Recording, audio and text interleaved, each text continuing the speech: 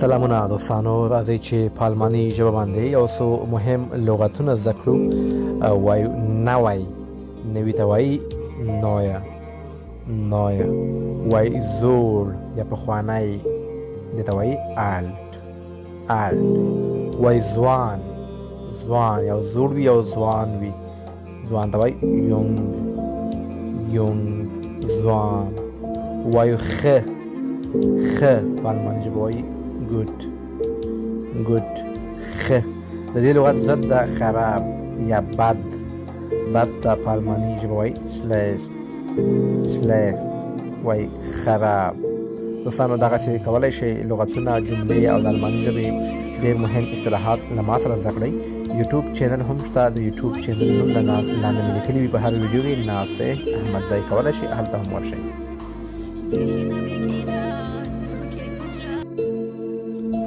راځئ چې په دغه ویډیو کې دوې مهمې جملې زده کړو د الماني ژبې. که موږ چاته وایو زه به پخپله دا وکړم یا زه به دا پخپله وکړم، یو کار وي، یو څه کار وي، یو څه وي، په الماني ژبه داسې وایو ich würde es selbst tun، زه به دا پخپله وکړم. که وایو زه دا نشم کولی، په الماني ژبه داسې وایو ich kann es nicht tun، زه دا نشم کولی. دوستانو که وایو زه دا کولی شم، دا جمله بیا په الماني ژبه څنګه وایو؟ تاسو کولی شئ دا جمله په کمنټ کې ولیکئ، ګورو چې څوک دا جمله په کمنټ کې صحیح لیکي. دوستانو کولی شئ یوټیوب ته هم ورشئ، زما د یوټیوب چینل نوم ده ناصح احمدزی.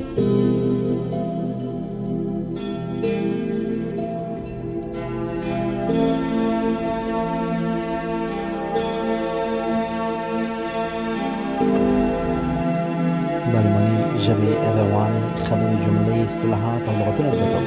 په دې ویډیو کې مې هم دلته درې هغه جملې راوړې دي چې موږ ورسره روزمره ژوند کې مخامخ کېږو. زه ویډیو ته لاړم، خوب ته لاړم، بستر ته لاړم، په الماني ژبه داسې وایو ich gehe ins Bett، زه خوب ته لاړم. بیا وایي زه په بستر کې یعنې کټ کې پروت یم، یا بستر کې پروت یم، په الماني ژبه داسې وایو ich liege im Bett. مثلا کله هم چې یو ځای کې چېرته پروت وي، که یو ولایت وي یا کوم ښار وي، په یو ځای کې وي، یا تاسو کلن پروت وي یا هر څه پروت وي، هلته موږ وایي لیږه، مطلب پروت. که موږ چاته وایي لا خو وختي ده، ډېر وخت پاتې، په الماني ژبه څنګه دا وایو؟ دا جمله تاسو په کمنټ کې ولیکئ.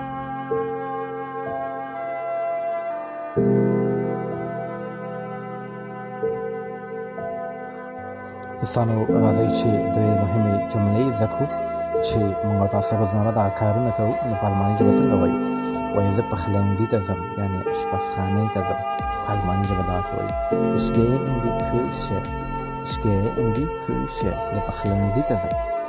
وایو ځو، چې کله هم همیشه ځو د تګ خبرې، بیا دلته موږ پوښتنه په وهند کوو.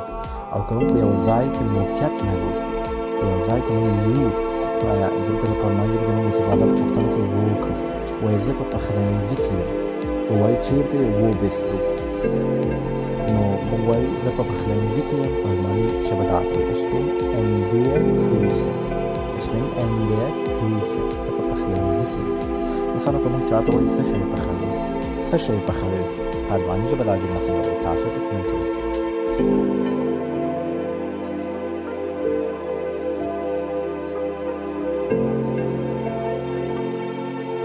دوې مهمې جملې زده کړو دوستانو په الماني ژبه باندې.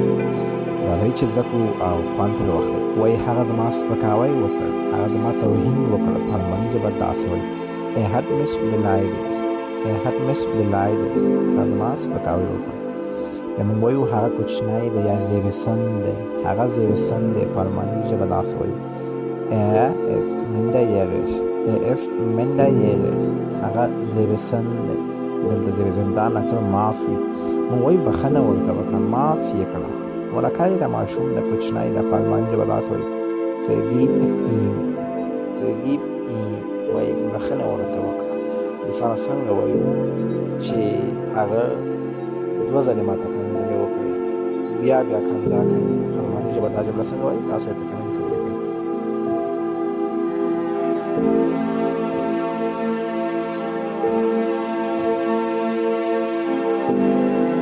سلامونه دوستانو، راځئ چې روزمره ژوند کې هغه جملې زده کړو چې موږ تاسو ورسره مخامخ کېږو. وایي زه د قصاب دکان ته ځم. قصابي ورته موږ تاسو په پښتو کې وایي ich gehe in die Metzgerei. ich gehe in die Metzgerei. د قصاب دکان ته ځم. که وایو زه د قصاب په دکان کې یم، پاس جمله چې ده هغه ته wohin مطلب چېرته ځم، او داسې ده wo مطلب چېرته یې. که وایو زه د قصاب په دکان کې یم، زه د قصاب په دکان کې یم، دا جمله په الماني ژبه داسې وایي ich bin in der Metzgerei. ich bin in der Metzgerei. زه د قصاب په دکان کې یم. دوستانو موږ اکثر دوستانو ته امر کوو دا جمله په الماني ژبه څنګه وایي 1 کیلو غوښه ماته هم راوړه. 1 کیلو غوښه ماته هم راوړه. دا جمله په الماني ژبه څنګه وایي تاسو ته کوم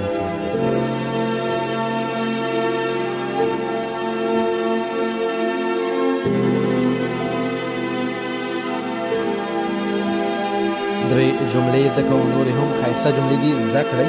کله چې موږ خپل مجبوریت ښیو په تېره شوې زمانه کې، مطلب وایو ما باید داسې کړي وای، ما باید داسې کړی، مجبور وم لکه داسې وای، ما باید پوښتنه کړې وای، ما باید پوښتنه کړې په تېره شوې زمانه کې زموږ مجبوریت ښیي داسې وایي ich musste fragen. ich musste fragen. ما باید پوښتنه کړې وای. وایو وای ما باید جواب ورکړی وای، ما باید جواب ورکړی وای. په الماني ژبه داسې وایي ich musste antworten. ich musste antworten. ما باید جواب ورکړی وای. دا هم زموږ مجبوریت ښیي په تېره شوې زمانه کې. بل وایو ما باید خبرې کړې وای، ما باید خبرې کړې وای. په الماني ژبه داسې وایو ich musste reden.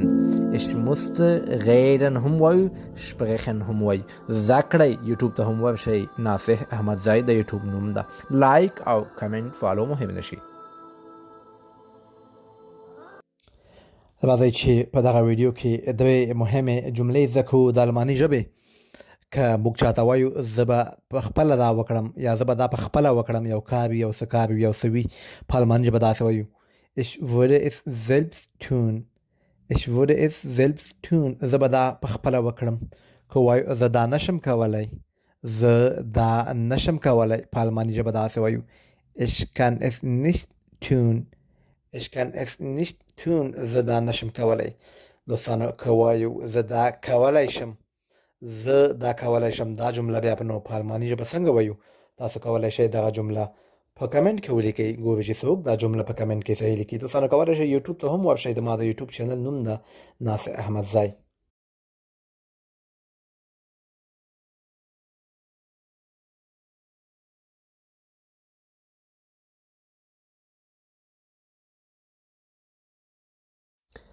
سلامونه دوستانو، راځئ چې په الماني ژبه باندې یو څو مهم لغتونه زده کړو.